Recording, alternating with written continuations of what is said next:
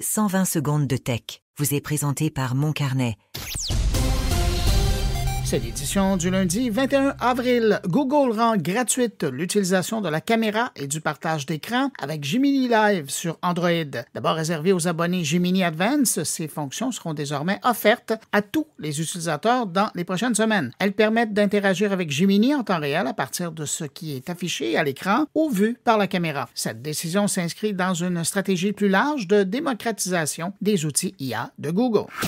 Pour limiter le pillage massif de ses contenus par les robots d'IA, Wikipédia publie un jeu de données structuré et optimisé pour l'entraînement de modèles d'intelligence artificielle. Hébergé chez une filiale de Google, le jeu comprend des résumés, des descriptions, des liens d'images et des sections d'articles en anglais et en français. Cette initiative vise à offrir une alternative légale et efficace aux développeurs tout en protégeant l'infrastructure de Wikipédia.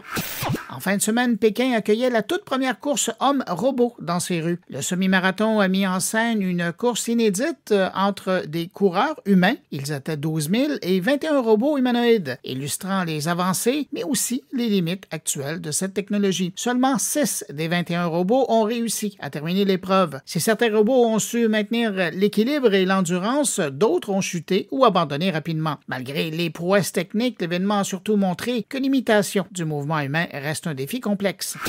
Et puis, toujours en Chine, le gouvernement interdit désormais aux constructeurs automobiles d'utiliser les expressions conduite intelligente et conduite autonome dans leur publicité. Cette décision fait suite à un accident mortel impliquant une voiture, entre guillemets, intelligente en mars dernier. Les autorités imposent aussi l'approbation préalable des mises à jour logicielles à distance liées à l'aide à la conduite. Des marques comme Huawei, Audi, BYD et Toyota sont concernées. Et puis en terminant, le Maroc accueillera l'an prochain la toute première édition du GITEC Future Health Africa Morocco en avril 2026. L'événement mettra en lumière les avancées en technologie dans le domaine de la santé. L'objectif, stimuler la transformation numérique du secteur en Afrique avec un accent sur l'intelligence artificielle, les infrastructures numériques et la collaboration publique-privée. À demain! Pour suivre l'actualité numérique en profondeur, abonnez-vous à Mon Carnet. Articles, entrevues, discussions et réflexions sur le monde numérique vous y attendent. Moncarnet.com